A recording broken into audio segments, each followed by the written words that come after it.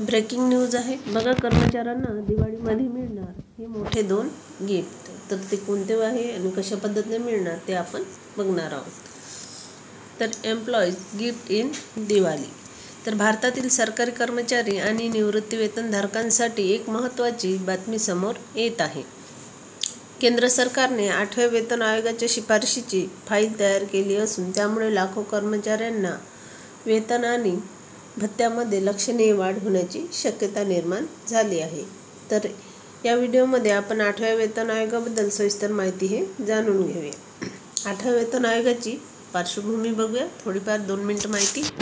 वेतन आयोग हा भारत सरकारचा एक महत्त्वाचा घटक आहे जो केंद्र सरकारच्या कर्मचाऱ्यांना वेतन संरचनेचा आढावा घेतो आणि त्यात सुधारणा करण्यासाठी शिफारशी करतो. सामान्यतः दर 10 वर्षांनी नवीन वेतन आयोगाची स्थापनाही केली जाते.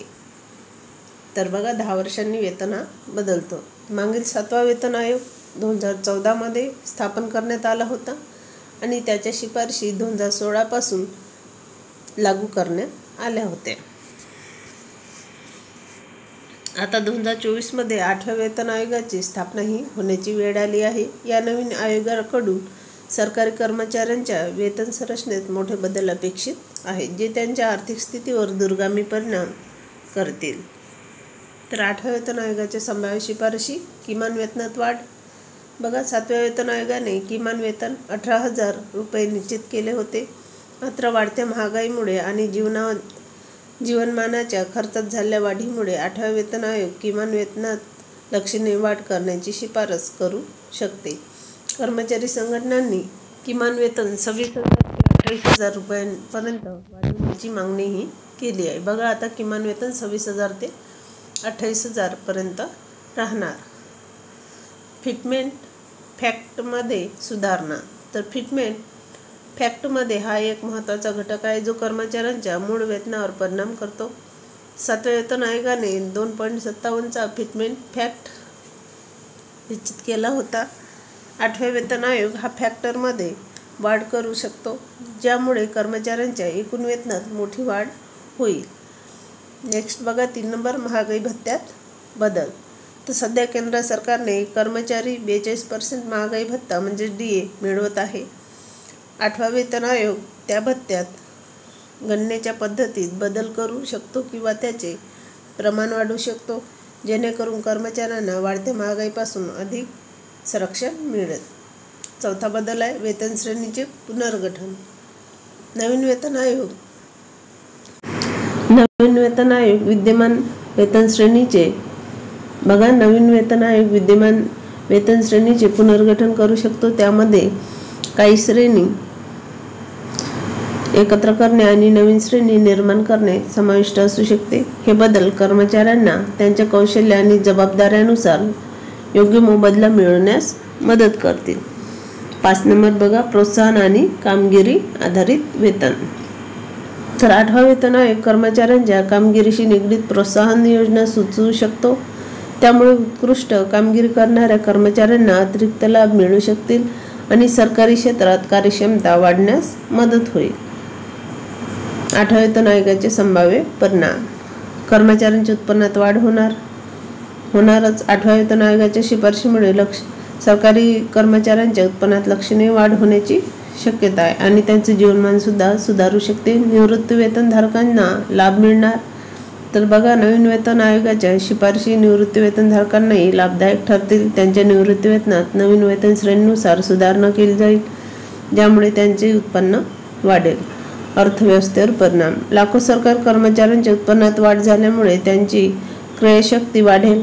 हे बाजारपेठेत अधिक मागणी निर्माण करेल आणि अर्थव्यवस्थेला चालना देण्यास मदत करेल.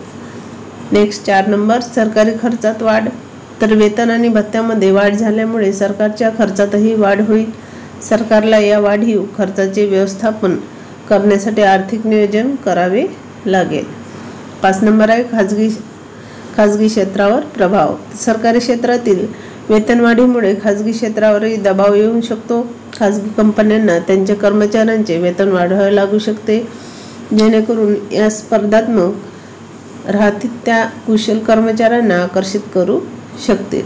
8व्या वेतन आयोगाच्या अंमलबजावणीसमोर काही आव्हाने असू शकतात, तर आर्थिक बोजा, तर वाढीव वेतन आणि भत्त्यामुळे सरकारच्या तिजोरीवर अतिरिक्त बोजा हा पडणार आहे.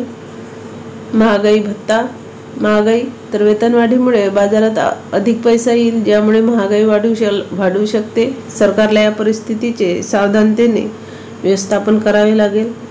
क्षेत्रीय समतोल, सरकारी आणि खाजगी क्षेत्रातील वेतनात मोठी तफावत निर्माण होऊ शकते, ज्यामुळे श्रम बाजारात असमतोल निर्माण होऊ शकतो.